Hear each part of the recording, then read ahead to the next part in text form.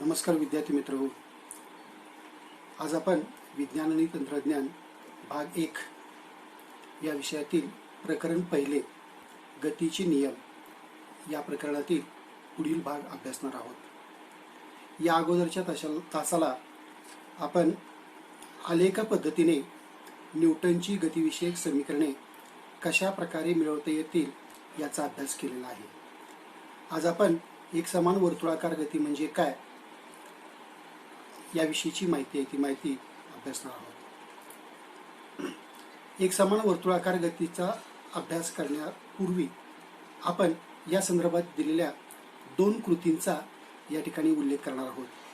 या दोन्हीही कृती अभ्यासक्रमातून वगळलेल्या आहेत. स्वयं अध्ययनासाठी या दोन्ही कृती ज्या आहेत त्या कृती तुमच्या ठेवलेल्या आहेत.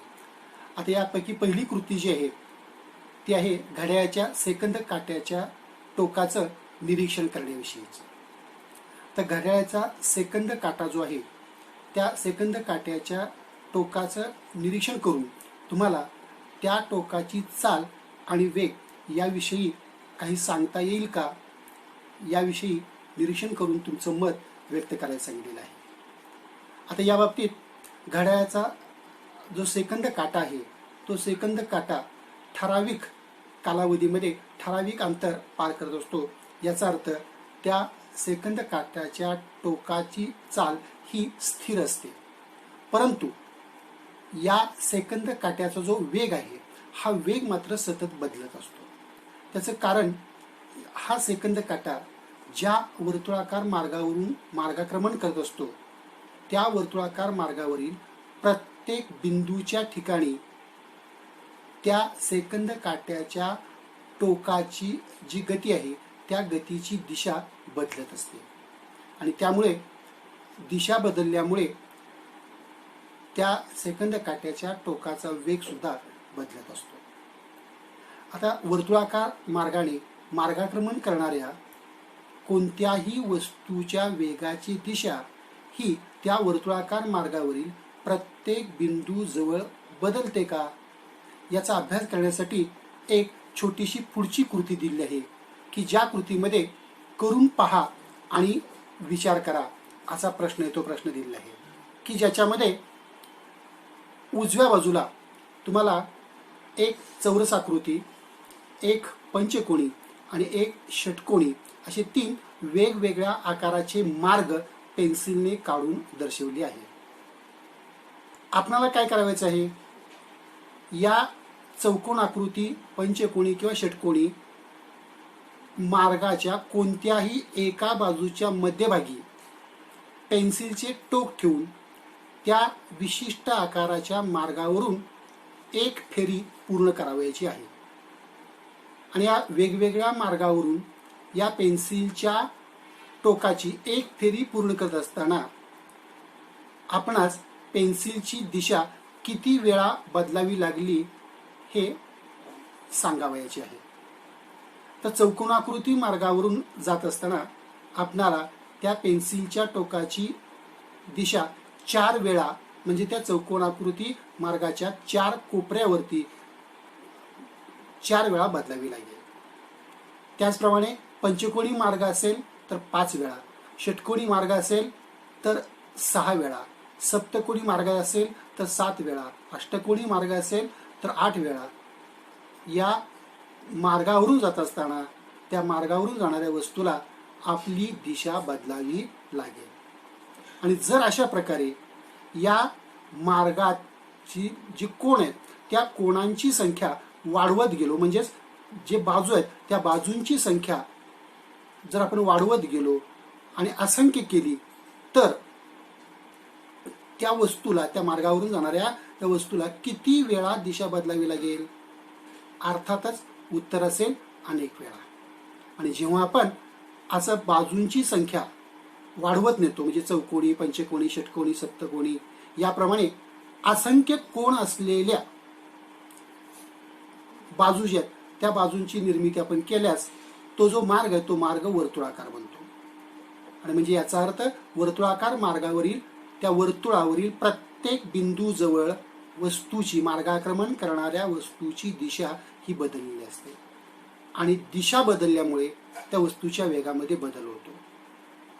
अशा प्रकारे वर्तुळाकार मार्गाने मार्गाक्रमण करणाऱ्या या वस्तूच्या मार्गावरील प्रत्येक बिंदूच्या ठिकाणी त्या वस्तूच्या दिशेमध्ये बदल झालेला असतो आणि वस्तूच्या दिशेमध्ये बदल झाल्यामुळे त्या वस्तूच्या वेगामध्ये सुद्धा बदल होत असतो.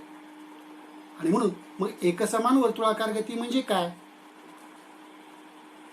जेव्हा एखादी वस्तू कोणत्याही स्थिर चालीने वर्तुळाकार मार्गाने गतिमान असेल तेव्हा त्या वस्तूच्या वेगामध्ये होणारा बदल हा फक्त आणि फक्त त्या वस्तूच्या गतीची दिशा बदलल्यामुळे होत असतो, हे आपणा लक्षात येते.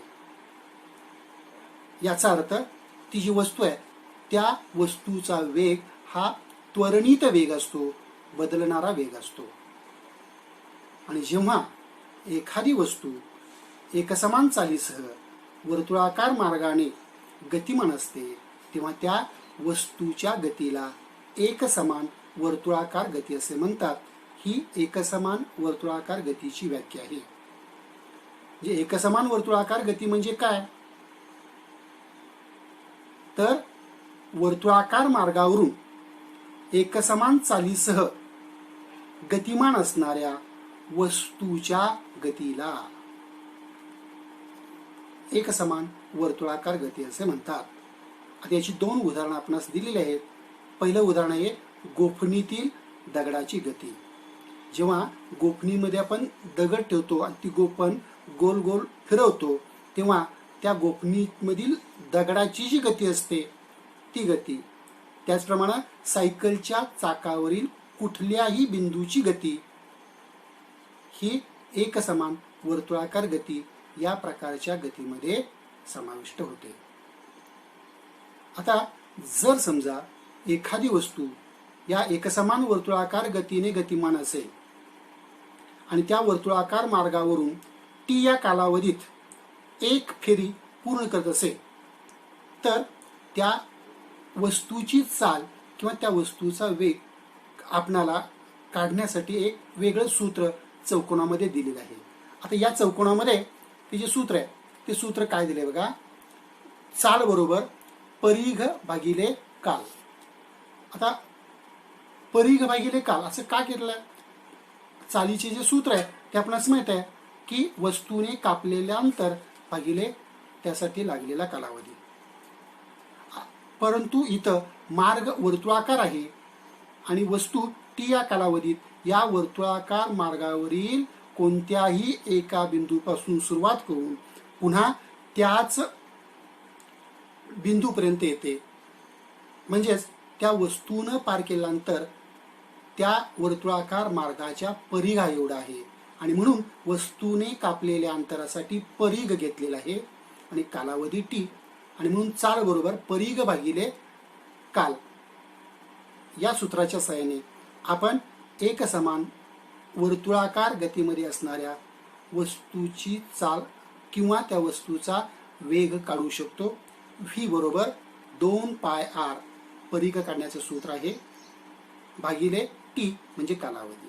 तर या ठिकाणी आर म्हणजे वस्तू ज्या वर्तुळाकार मार्गाने मार्गाक्रमण करत आहे त्या मार्गाची.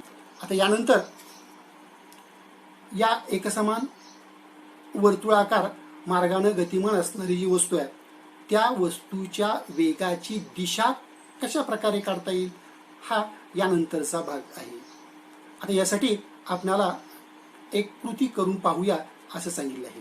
यामध्ये एक गोल फिरणारी चकती घ्यावयाची आहे आणि तिच्या कडेला एक 5 रुपयाचं नाणं ठेवायचं आहे. 1.11 मध्ये दर्शवल्याप्रमाणे ती चकती गोल फिरवायची आहे आणि गोल फिरल्यानंतर ती चकती जेव्हा जास्त वेगाने फिरवली जाते तेव्हा त्या चकतीवर ठेवलेलं नाणं कोणत्या दिशेनं बाहेर फेकलं जातं याचं निरीक्षण करायचं आहे. तर नाणं ठेवत असताना वेगवेगळ्या ठिकाणी ठेवून ते नाणं कोणत्या दिशेला फेकलं जाते याची निरीक्षणाद्वारे तुम्ही नोंद ठेवायची आहे. आणि यावरून आपणाला त्या एकसमान वर्तुळाकार मार्गानं मार्गाक्रमण करणाऱ्या वस्तूच्या वेगाची दिशा कोणती असते हे निश्चित करता येईल. आता या वरील कृतीमध्ये आपणाला असं दिसून येतं, नाणं वेगवेगळ्या ठिकाणी ठेवलं असता ते वेगवेगळ्या दिशेने फेकले जाते. याचा अर्थ त्या वर्तुळाकार मार्गावरून मार्गाक्रमण करणाऱ्या वस्तूच्या वेगाची दिशा वेगवेगळ्या ठिकाणी वेगवेगळी आहे. मग ही वर्तुळाकार मार्गानं मार्गाक्रमण करणाऱ्या वस्तूच्या वेगाची दिशा नेमकी कोणती असते, तर याविषयी पुढील भागामध्ये सांगितलेलं आहे.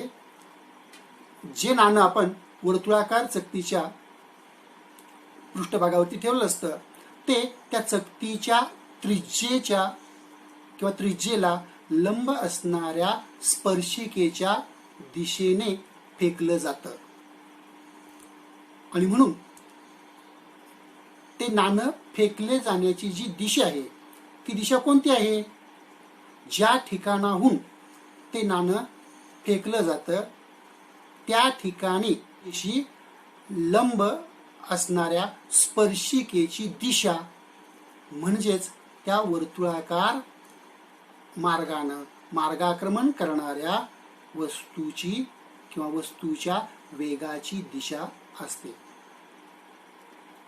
याचा अर्थ एक समान वर्तुळाकार वेगानं गतिमान असणाऱ्या वस्तूच्या वेगाची किंवा वस्तूच्या गतीची दिशा ही ती वस्तू त्या वर्तुळाकार मार्गावरील कोणत्या ठिकाणी आहे या ठिकाणावर अवलंबून आहे. ज्या ठिकाणी असेल त्या ठिकाणी असलेल्या त्या वर्तुळाकार मार्गाच्या त्रिज्येशी लंबरूप असणाऱ्या स्पर्शिकेच्या दिशेने त्या वर्तुळाकार मार्गावर मार्गाक्रमण करणाऱ्या गतीची दिशा असणार आहे. अशा प्रकारे एक समान वर्तुळाकार गती म्हणजे काय आणि एक समान वर्तुळाकार गतिमान असलेल्या वस्तूच्या वेगाची दिशा याविषयीची माहिती आपण अभ्यासली. आता यानंतर या प्रकरणामध्ये आपणाला 4 वेगवेगळ्या प्रकारची उदाहरणं सोडवून दिली आहेत की जी सोडवून दिलेली उदाहरणं न्यूटनच्या गतिविषयक 3 जे नियम आहेत किंवा 3 जी समीकरणं आहेत त्या समीकरणांचा वापर करून आपल्याला सोडवायचे आहेत. आता यातील पहिलं आणि दुसरं उदाहरण हे तुम्हाला स्वयं अध्ययनासाठी देण्यात आलेलं आहे आणि तिसरं आणि चौथं उदाहरण जे सोडवून दिलं आहे ते आत्ता मी या ठिकाणी स्पष्ट करतोय. आता यामधलं उदाहरण क्रमांक 3 जे आहे ते प्रथम वाचूया. एका कांगारूची क्षितिज लंब दिशेत 2.5 मीटर उंच उडी मारण्याची क्षमता असल्यास त्या कांगारूची हवेत उडी मारतानाची चाल किती असेल. एका कांगारूची क्षमता दिलेली आहे की जी क्षमता किती आहे म्हणून सांगितलं त्यांनी 2.5 मीटर उंच उडी मारण्याची. क्षितिजाला लंबरूप अशी म्हणजेच बरोबर वरच्या दिशेनं 2.5 म्हणजेच 2.5 मीटर उंच उडी मारण्याची क्षमता त्या कांगारूची आहे. आपणास प्रश्न असा विचारलेला आहे त्या कांगारूला हवेत उडी मार त्याची चाल किती असेल, म्हणजे किती चालीनं सुरुवातीच्या किती चालीनं तो कांगारू हवेत उंच उडाल्यास 2.5 मीटर इतका उंच जाऊ शकेल, म्हणजे त्यांच्या क्षमतेप्रमाणे. आता या उदाहरणामध्ये ज्या दिलेल्या बाबी आहेत त्यापैकी एक गोष्ट ते म्हणजे यस म्हणजेच विस्थापन, म्हणजे त्या कांगारूचं होणारं विस्थापन दिलं आहे. म्हणजेच कांगारू 2.5 मीटर उंच उडी मारू शकतो हे दिलं आहे. म्हणजेच त्या कांगारूचं विस्थापन 2.5 मीटर म्हणजे यसची किंमत या ठिकाणी दिलेली आहे. त्यानंतर ए म्हणजेच त्वरण. आता कांगारू क्षितिज लंब दिशेत उडी मारणार आहे, म्हणजे तो पृथ्वीच्या पृष्ठभागापासून क्षितिज लंब दिशेत वरच्या दिशेनं उडी मारणार आहे. याचा अर्थ त्या कांगारूवरती कार्य करणारं जे बल आहे ते गुरुत्वाकर्षण बल किंवा जे त्वरण आहे कार्य करणारं ते गुरुत्व त्वरण आहे. आणि म्हणून ए ची किंमत आपल्याला जी माहीत आहे ती इथं घ्यावी लागेल. ए बरोबर 9.8 मीटर प्रति सेकंद वर्ग. आता हा कांगारू हवेत उडी मारत असताना सुरुवातीची चाल किती आहे हे आपल्याला काढायचं, म्हणजे यू ची किंमत काढायची आहे.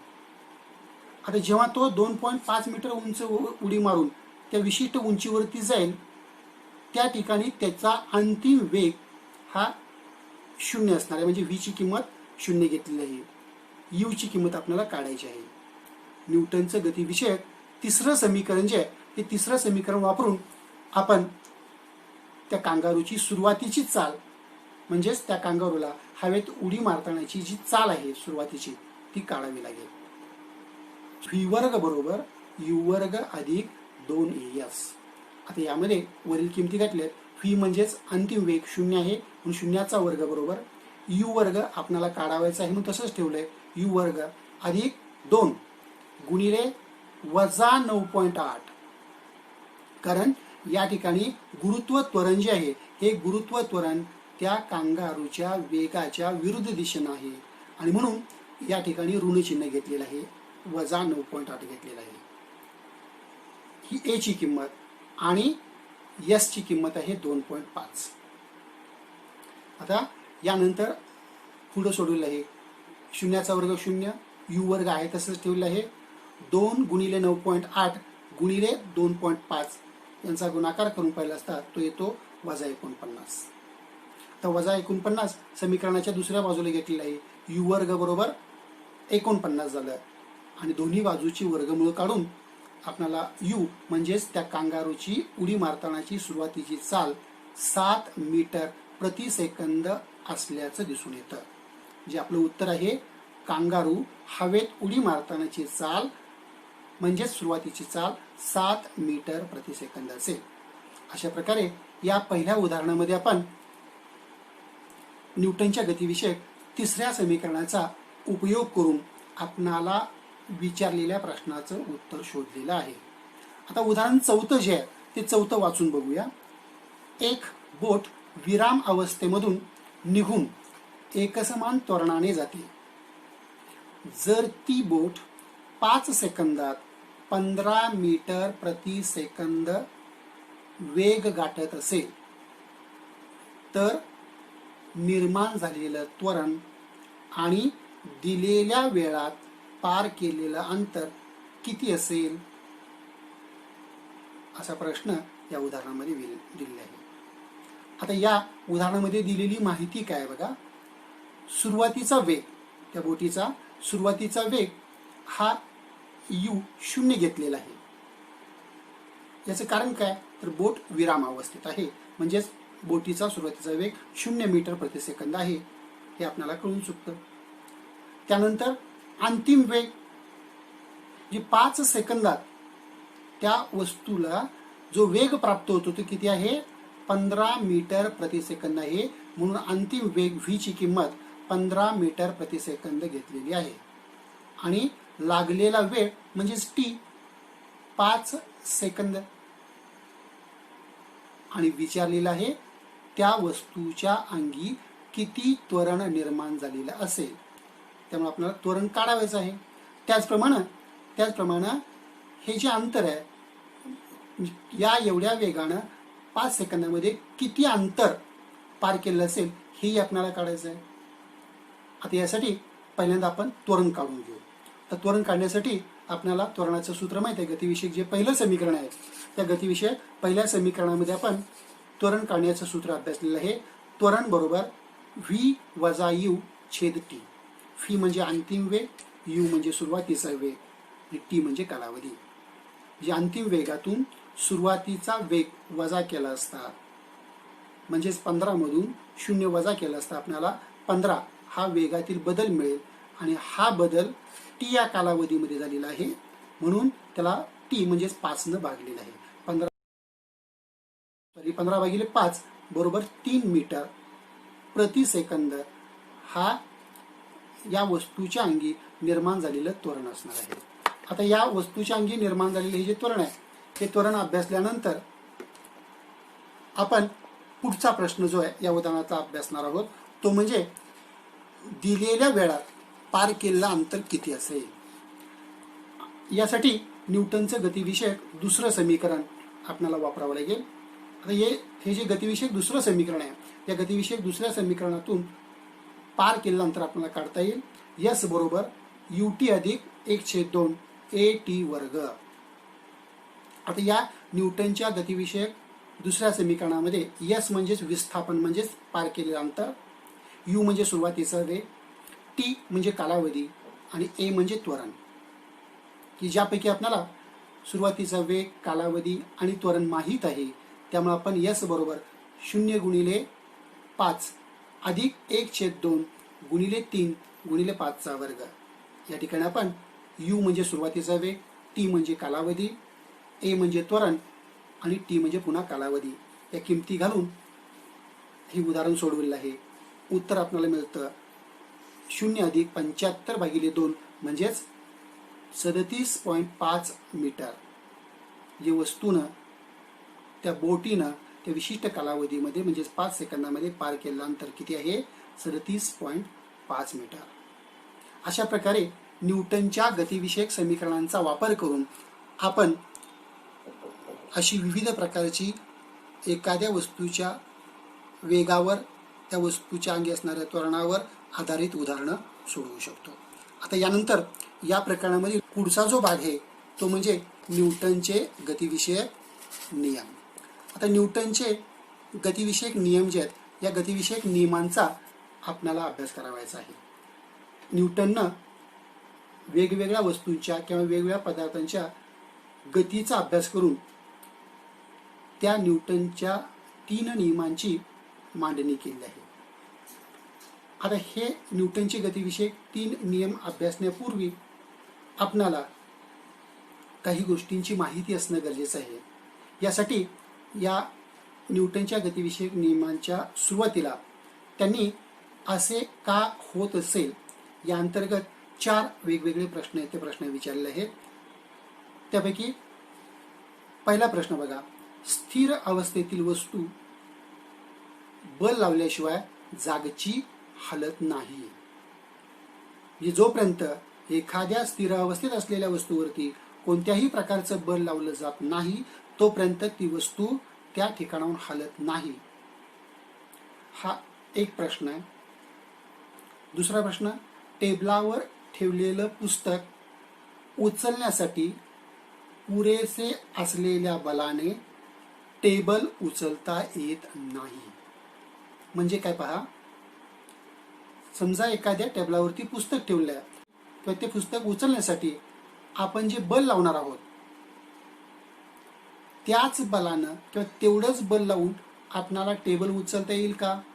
येणार नाही. तिसरा प्रश्न आहे, फांदी हलवल्यानंतर झाडावरून फळ खाली पडते. एखाद्या झाडाची फांदी हलवली असता त्या फांदीवरील फळ जे ते फळ खाली पडतं.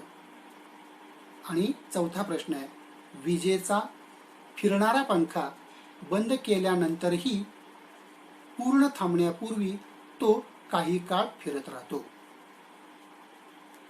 आता हे जे 4ही प्रश्न आहेत, हे 4ही प्रश्न आणि त्या प्रश्नांच्या घटनांचा जर आपण विचार केला, त्या प्रश्नांच्या उत्तरांचा शोध घेण्याचा प्रयत्न केला तर आपल्याला दिसून येतं की हे 4ही प्रश्न किंवा या 4ही घटना पदार्थांच्या अंगी असलेल्या जडत्व या गुणधर्माविषयी माहिती देतात.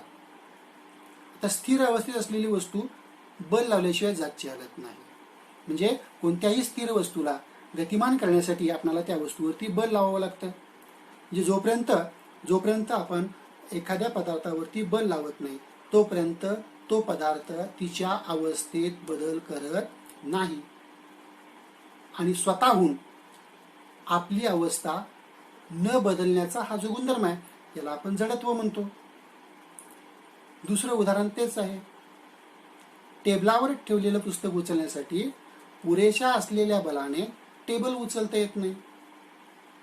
म्हणजे पुस्तक उचलण्यासाठी लावलेलं बल हे कमी आहे, कारण त्याचं वस्तुमान कमी आहे. आणि टेबल उचलण्यासाठी लागणारा बल जास्त आहे, कारण त्याचं वस्तुमान जास्त आहे. जे वस्तुमान जास्त असेल तर त्या पदार्थाच्या अंगी असणारं जडत्व जास्त, वस्तुमान कमी असेल तर त्या पदार्थांच्या अंगी असणारं जडत्व कमी असतं. म्हणजे इथं सुद्धा जडत्वाशी संबंधितच हा प्रश्न आहे. आणि फांदी हलवल्यानंतर झाडावरून फळ खाली पडते. इथं काय झालं, फांदी हलवल्यामुळं फांदीला गती मिळते, म्हणजे फांदी गतिमान होते, पण त्या फांदीवरती असणारं जे फळ आहे ते फळ मात्र स्थिर अवस्थेत राहण्याचा प्रयत्न करतं, की ज्यामुळं ते खाली पडतं. आणि विजेचा फिरणारा पंखा बंद केल्यानंतर सुद्धा तो पूर्ण थांबण्यापूर्वी काही काळ फिरत राहतो. याचं कारण काय आहे? कारण हा जो पंखा आहे, या पंख्याला जी गती प्राप्त झालेली आहे त्या गतीमध्येच राहण्याचा तो प्रयत्न करतो. इथं सुद्धा पदार्थ त्याची अवस्था स्वतःहून बदलण्याचा प्रयत्न करत नाही, त्याच अवस्थेत राहण्याचा प्रयत्न करतो. आणि ही पदार्थाची जी प्रवृत्ती आहे, हा पदार्थाचा जो गुणधर्म आहे, यालाच आपण जडत्व असं म्हणतो. आता या जडत्वाची माहिती आहे, ती माहिती सांगण्यापाठीमागचा उद्देश काय आहे हे तुमच्या एव्हाना लक्षात आलं असेल. काय उद्देश आहे? कारण आपणाला न्यूटनचा गतिविषयक पहिला नियम अभ्यासायचा आहे. आणि न्यूटनचा हा गतिविषयक जो पहिला नियम आहे, हा गतिविषयक पहिला नियम पदार्थाच्या अंगी असणाऱ्या जडत्वाचंच वर्णन करतो. प्रथम मी तुम्हाला जडत्वाची व्याख्या सांगतो. जडत्व म्हणजे काय? पदार्थांच्या अंगी असणारा असा गुणधर्म की ज्या गुणधर्मामुळे पदार्थ आपली अवस्था मग स्थिर असू दे किंवा गतिमान असू दे स्वतःहून बदलण्याचा प्रयत्न करत नाही. कुठपर्यंत? जोपर्यंत त्या पदार्थावर कोणतंही बाह्य असंतुलित बल कार्य करत नाही तोपर्यंत. आणि पदार्थाच्या अंगी असणारा हा जो गुणधर्म आहे, त्या गुणधर्माला पदार्थाचे जडत्व असं म्हटलं जातं. म्हणजे पदार्थाचे जडत्व म्हणजे काय? तर स्वतःहून आपली अवस्था गतिमान किंवा स्थिर न बदलण्याचा गुणधर्म, की ज्याला आपण पदार्थाचं जडत्व असं म्हणतो. आता न्यूटनचा हा जो नियम आहे, गतिविषयक पहिला नियम, की जो पदार्थाच्या अंगी असणाऱ्या जडत्वाच्या गुणधर्माचं स्पष्टीकरण देतो, त्याची माहिती आता आपण यापुढे अभ्यासणार आहोत. आता यामध्ये हा जो न्यूटनचा गतिविषयक पहिला नियम आहे, या पहिल्या नियमाचा अभ्यास करण्यासाठी या ठिकाणी त्यांनी एक छोटीशी कृती करायला सांगितली आहे, की ज्यामध्ये एका ग्लासमध्ये वाळू भरून घ्यायला सांगितले आहे आणि त्या ग्लासवर एक पुठ्ठा ठेवायला सांगितलं आहे. आणि या पुठ्ठ्यावरती एक 5 रुपयांचं नाणं ग्लासच्या बरोबर वरती येईल या पद्धतीनं पुठ्ठ्यावर ठेवायला सांगितलेलं आहे. आणि नंतर या पुठ्ठ्याला आपल्या बोटाच्या साहाय्यानं जोराने टिचकी मारायला सांगितलेलं आहे. आणि काय घडतं याचं निरीक्षण करायला सांगितलं आहे. कोण सांगू शकेल काय घडेल? तर पहा, जेव्हा टिचकी मारतो आपण तेव्हा पुठ्ठा गतिमान होतो आणि पुठ्ठा निघून जातो. पण त्या पुठ्ठ्यावरती असलेलं जे नाणं आहे ते नाणं मात्र गतिमान न झाल्यानं आहे तिथंच राहतं. त्यामुळं त्या पुठ्ठ्याच्या खाली असणाऱ्या पेल्यामध्ये ते नाणं पडतं. पदार्थाच्या अंगी असणाऱ्या जडत्वाच्या या गुणधर्माचा अभ्यास आपण काय केलं? त्या पुठ्ठ्यावरती बल लावलं, की ज्या पुठ्ठ्यावरती लावलेल्या बलामुळं पुठ्ठा गतिमान झाला. पण ते बल त्या नाण्यावरती न लावल्यामुळं नाणं मात्र जिथं होतं जसं होतं तसंच स्थिर राहण्याचा प्रयत्न करणार, की ज्यामुळं ते नाणं आहे त्याच ठिकाणी म्हणजे पुठ्ठ्याखाली असणाऱ्या ग्लासमध्ये पडलेलं दिसून येतं. आणि यावरून आपणाला न्यूटनचा गतिविषयक पहिला नियम जो आहे तो पहिला नियम अभ्यासता येतो. काय आहे पहिला नियम? जर एखाद्या वस्तूवर कोणतेही बाह्य असंतुलित बल कार्य करत नसेल तर त्या वस्तूच्या विरामावस्थेत किंवा सरळ रेषेतील एकसमान गतीमध्ये सातत्य राहते. हा न्यूटनचा गतिविषयक पहिला नियम आहे. म्हणजे काय?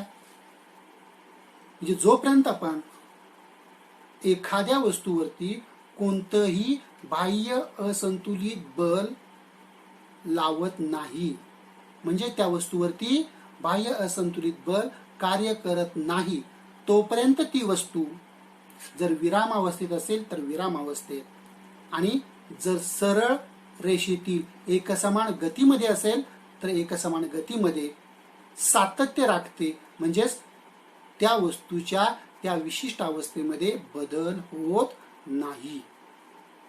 आणि हा बदल का होत नाही त्याचं कारण मी मागे सांगितलं.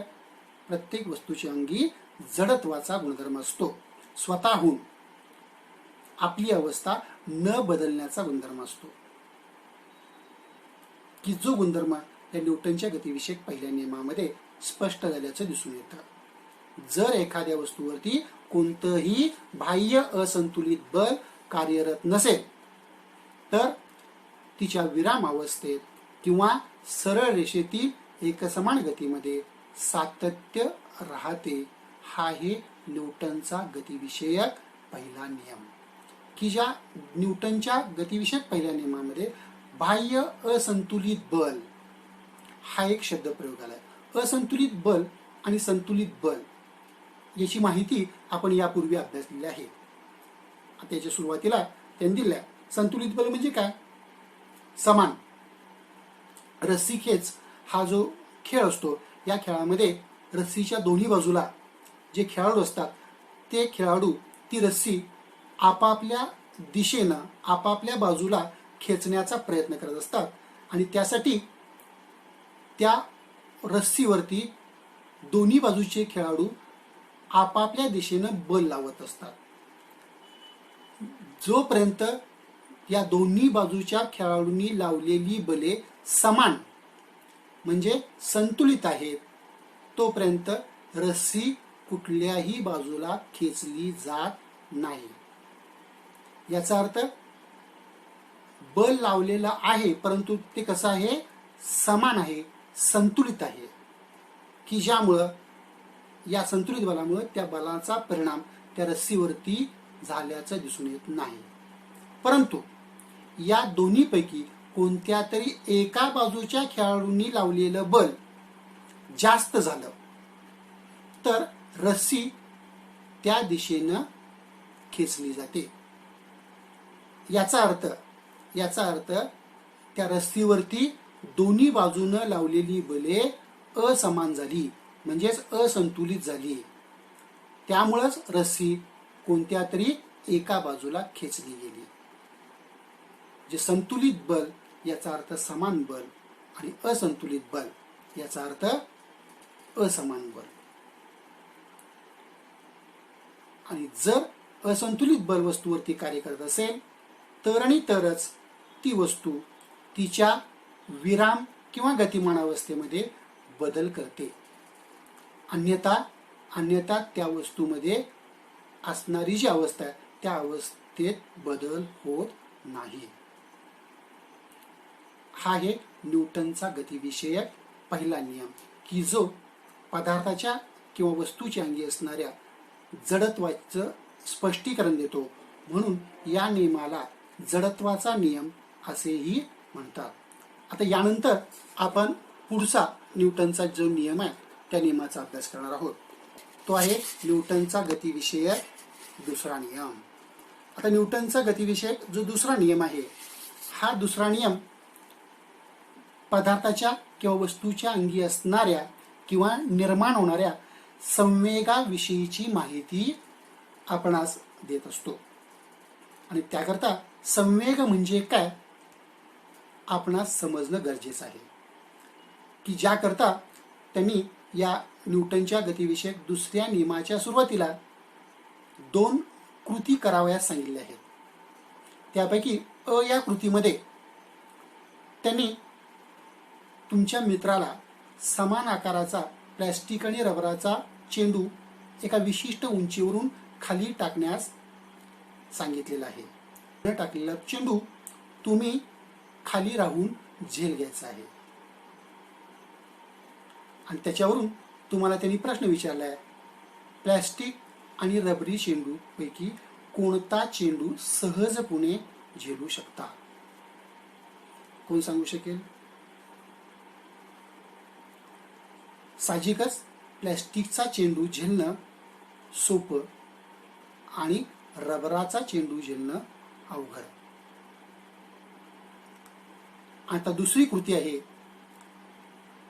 तुमच्या मित्राला एक चेंडू, मग तो प्लॅस्टिकचा असू दे किंवा रबरी असू दे, कोणताही एक चेंडू एकदा हळूच फेकण्यास सांगा. तो तुम्ही झेलण्याचा प्रयत्न करा आणि नंतर तोच चेंडू तुमच्या मित्राला जोराने फेकण्यास सांगा आणि तुम्ही तो झेलण्याचा प्रयत्न करा.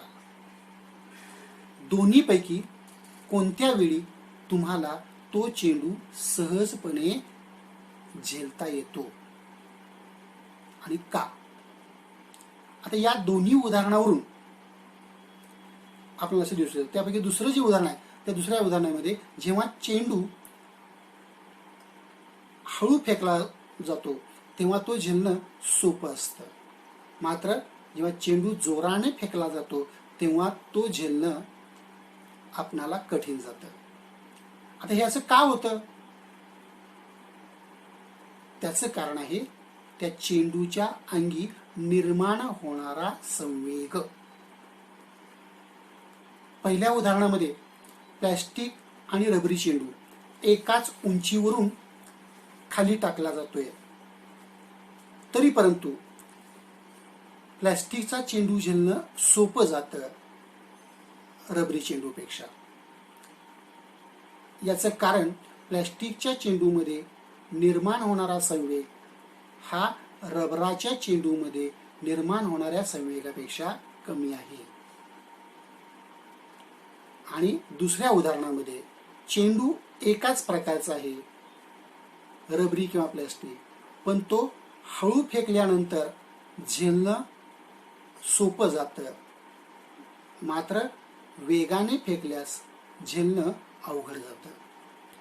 आता याचं कारण सुद्धा तेच आहे की चेंडूमध्ये निर्माण झालेला संवेग दोन्ही वेळी वेगवेगळा आहे.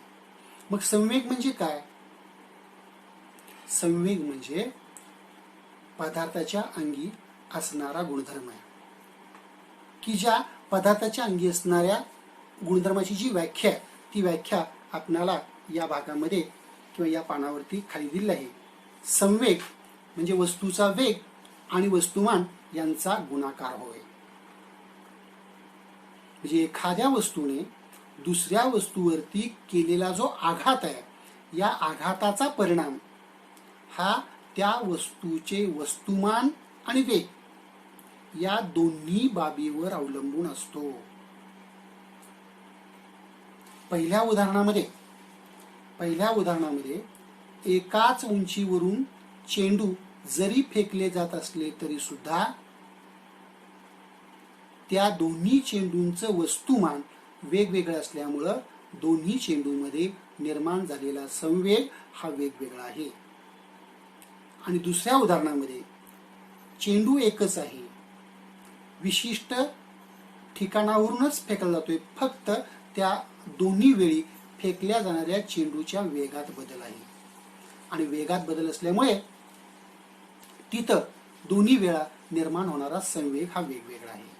आणि म्हणून संवेगाची जी व्याख्या आहे ती व्याख्या काय केलेली आहे? वस्तूचा वेग आणि वस्तुमान यांचा गुणाकार म्हणजे संवेग. म्हणजे एखाद्या वस्तूच्या अंगी निर्माण होणारा संवेग हा त्या वस्तूचं वस्तुमान आणि त्या वस्तूला असलेला वेग या दोन्ही बाबीवर अवलंबून असतो. आणि म्हणून संवेग ही सदिश राशी आहे असं म्हटलेलं आहे. कारण संवेगाला परिमाणाबरोबरच दिशेची सुद्धा आवश्यकता असते. कारण संवेग हा वस्तूचा वेग आणि वस्तुमान यांचा गुणाकार आहे. वस्तुमान ही अदिश राशी असली तरी वेग ही मात्र सदिश राशी आहे. त्यामुळं संवेगाला परिमाण आणि दिशा या दोहींची आवश्यकता असते आणि म्हणून संवेग ही सदिश राशी आहे. आणि संवेगाचं जे एकक आहे ते एकक SI पद्धतीमध्ये किलोग्रॅम मीटर प्रति सेकंद असं आहे, तर CGS पद्धतीमध्ये ग्रॅम सेंटीमीटर प्रति सेकंद हे आहे. अशा प्रकारे जर समजा एखाद्या वस्तूवर प्रयुक्त केलेलं असंतुलित बल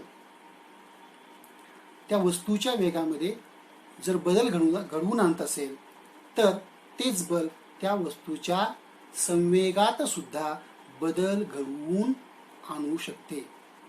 आणि अशा प्रकारे या वस्तूच्या संवेगात बदल घडवून आणण्यासाठी आवश्यक असणारं बल हे त्या वस्तूच्या संवेग बदलाच्या दरावर अवलंबून असतं. आणि म्हणून या संवेगाचं जे सूत्र आहे ते संवेगाचं सूत्र त्यांनी दिलेलं आहे P बरोबर mv. P म्हणजे संवेग, m म्हणजे वस्तुमान आणि v म्हणजे वेग. म्हणजे संवेग हा त्या वस्तूचा वेग आणि वस्तुमान गुणाकार आहे हे आपल्याला सूत्रावरून सुद्धा दिसून येतं. आणि न्यूटनचा जो गतिविषयक दुसरा नियम आहे हा संवेगाविषयी काय माहिती सांगतो,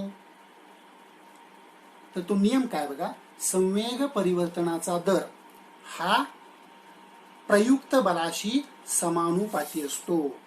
संवेग परिवर्तनाचा दर हा प्रयुक्त बलाशी समानुपाती असतो आणि संवेगाचे परिवर्तन बलाच्या दिशेने होते.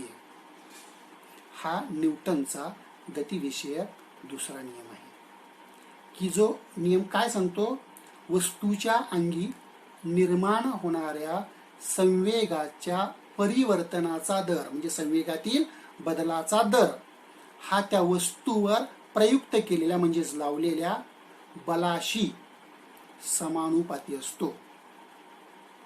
आणि त्यामुळं त्या संवेगाचं जे परिवर्तन होतं ते परिवर्तन त्या बलाच्या दिशेनंच होत असतं. अशा प्रकारे हा न्यूटनचा गतिविषयक दुसरा नियम आहे की ज्या न्यूटनच्या गतिविषयक दुसऱ्या नियमावरून आपणाला समजा m वस्तुमान असणारी एक वस्तू u या वेगाने जात असेल आणि तिच्या गतीच्या दिशेने जर आपण त्या वस्तूवर f इतकं बल प्रयुक्त केलं तर t या कालावधीनंतर त्या वस्तूचा वेग v होत असेल तर आपल्याला त्या वस्तूचा सुरुवातीचा वेग किंवा संवेग जो आहे तो संवेग m गुणिले u म्हणजे mu या सूत्राने मिळवता येईल. t या कालावधीनंतर त्या वस्तूवर लावलेल्या f या बलामुळं त्या वस्तूचा वेग बदलून v होणार आहे. त्यामुळं t या कालावधीनंतर वस्तूचा अंतिम संवेग हा mv असणार आहे. आणि याच्यावरून आपल्याला या संवेगामध्ये होणारा बदल आणि त्या संवेगामध्ये होणारा बदल जो आहे त्याचा दर काढता येईल. आणि म्हणून संवेग परिवर्तनाचा दर बरोबर संवेगात होणारा बदल भागिले वेळ. संवेगात होणारा बदल काढण्यासाठी अंतिम संवेग वजा सुरुवातीचा संवेग, अंतिम संवेग आहे mv वजा सुरुवातीचा संवेग आहे mu आणि यासाठी लागणारा कालावधी आहे t. आणि म्हणून mv वजा mu छेद t बरोबर m सामायिक काढलं की यामुळं m गुणिले v वजा u छेद t. आता बरोबर चिन्ह करून ma असं दिलं. न्यूटनच्या गतिविषयक समीकरणावरून त्वरणाचं जे सूत्र आहे त्या त्वरणाच्या सूत्राचा वापर करून म्हणजेच v वजा u छेद t बरोबर a म्हणून v वजा u छेद t च्या ठिकाणी a ही किंमत गाठल्यास न्यूटनच्या गतिविषयक दुसऱ्या नियमानुसार संवेग परिवर्तनाचा दर हा प्रयुक्त बलाशी समानुपाती असतो. या नियमाचा वापर करून F समानुपाती ma हे आपल्याला सूत्र मांडता येईल. समानुपातीचं चिन्ह घालवण्यासाठी आपल्याला स्थिरांकानं गुणावं लागेल की जो स्थिरांक k घेतलेला आहे, आणि म्हणून F बरोबर k ma हे सूत्र मिळालं की ज्या k या स्थिरांकाची किंमत मूल्य 1 असल्यामुळं F बरोबर ma हे या पदार्थावरती प्रयुक्त झालेल्या बलाची किंमत काढण्याचं सूत्र न्यूटनच्या गतिविषयक दुसऱ्या समीकरणावरून किंवा दुसऱ्या नियमावरून आपल्याला मिळवता येतं. आता यावरून या बलाचं जे एकक आहे त्या एककाविषयी काय माहिती मिळू शकते. आता हे जे बलाचं एकक आहे, या बलाची एकक 2 आहेत. SI पद्धतीत बलाचं एकक आहे न्यूटन, तर CGS पद्धतीमध्ये बलाचं एकक आहे डाईन. आता 1 न्यूटन बल म्हणजे किती ते पहा. 1 न्यूटन बलाची व्याख्या काय केली आहे. 1 किलोग्रॅम वस्तुमानात 1 मीटर प्रति सेकंद वर्ग त्वरण निर्माण करण्यास लागणाऱ्या बलास 1 न्यूटन बल असे म्हणतात. म्हणजे जर 1 किलोग्रॅम वस्तुमानाची एक वस्तू असेल आणि त्या वस्तूत आपणाला जर 1 मीटर प्रति सेकंदावर इतकं त्वरण निर्माण करायचं असेल तर त्या वस्तूवरची जे बल लावावं लागेल ते बल म्हणजेच 1 न्यूटन बल होय. ही 1 न्यूटन बलाची व्याख्या. आता 1 डाईन बल हे CGS पद्धतीतील एकक आहे की ज्याची व्याख्या काय करता येईल बघा बरं. 1 ग्रॅम वस्तुमानाच्या वस्तूत 1 सेंटीमीटर प्रति सेकंद वर्ग इतकं त्वरण निर्माण करणाऱ्या बलास 1 डाईन बल असे म्हणतात. ही आहे 1 डाईन बलाची व्याख्या. म्हणजे 1 ग्रॅम वस्तुमान असणारी वस्तू 1 सेंटीमीटर प्रति सेकंद वर्ग इतकं त्वरण जर त्या वस्तूत निर्माण करायचं असेल तर त्या वस्तूवरती जे बल लावावं लागेल त्या बलाला 1 डाईन बल असे म्हणतात. ही आहे बलाची 2 एकक आणि त्या 2 एककांची व्याख्या. अशा प्रकारे न्यूटनचे गतिविषयक 2 नियम आपण या भागामध्ये अभ्यासलेले आहेत. पुढील नियम आणि इतर माहिती यानंतरच्या तासाला पाहू. धन्यवाद.